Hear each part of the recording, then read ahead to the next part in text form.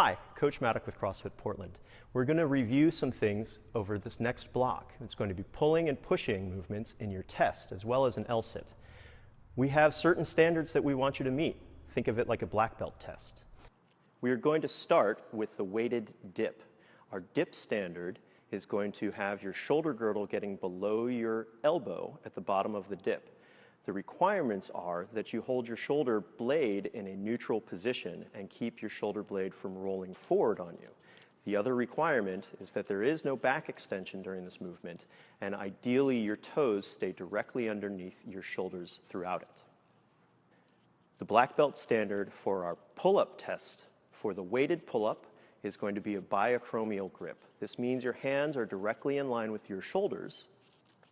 On the pull, your shoulder blades stay fixed on your back. Your toes, hips, shoulders, and ear ideally stay in place like you're holding a plank. Our black belt standard for the push-up is going to have your hands directly below your shoulders at the top of the push-up. Shoulder blades are going to be slightly retracted, and at the bottom of the push-up, you are going to have your forearms perpendicular to your rib cage with your chest touching the ground. The black belt standard for our LSIT test is going to have you in a full support on the parallel bars with your shoulder blades in a neutral position and your toes above the bar, legs straight. So one of the things that we are going to be reviewing in this next block is shoulder centration, neutral shoulder, or other things that you might call it. What we're looking for is your shoulders to stay in the right place at the right time during the movement. So things that we want you to avoid: anterior shoulder movement, shrugging forward, and upward shrugs, or overemphasizing that retraction in your scapula. What we're looking for is a centered shoulder throughout your movement. So another thing that we're going to be looking for is what your spine is doing during these movements. We're looking for a good, solid, upright spine. No hyperextension and no excessive flexion. So this is what it's going to look like. Upright spine, hyperextension, excessive flexion. In this video, we're going to show you what the scaled movement standards are and errors that you're going to try and avoid. Some common dip errors include losing control of the shoulder blades, hyperextension of the back, and in this block, any kipping motion. You will scale with controlled negatives and then bar support. Common errors for the pull-ups include scrunching the shoulders forward, trying to reach over the bar by chicken necking, any kipping action.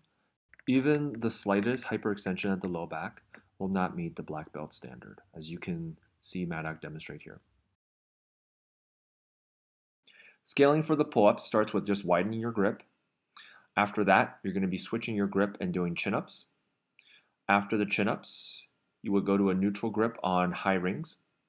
And then after that, it would be negatives, a controlled negative in the correct body position. After that, it would be scap pull-ups. And then after that, there would be bar rows, same grip, hip height, pull to chest, and then ring rows with bottom of the rings at armpit, pulling in a pronated position. Some common errors on the push-ups will be having forearms not perpendicular to the torso at the bottom, any arching bending of the torso during the push-up itself, and of course, hyperextending your back when starting the push-up. Push-ups will be modified to an elevated bar. You want to make sure that your forearms are perpendicular to the torso at the bottom of the push-up. More than likely, your belly will be touching the bar at the bottom. Also, you're going to mark your feet. Here, Maddock uses a plate to remember where his feet are so that when he returns back to the bar, he's at the same place every time.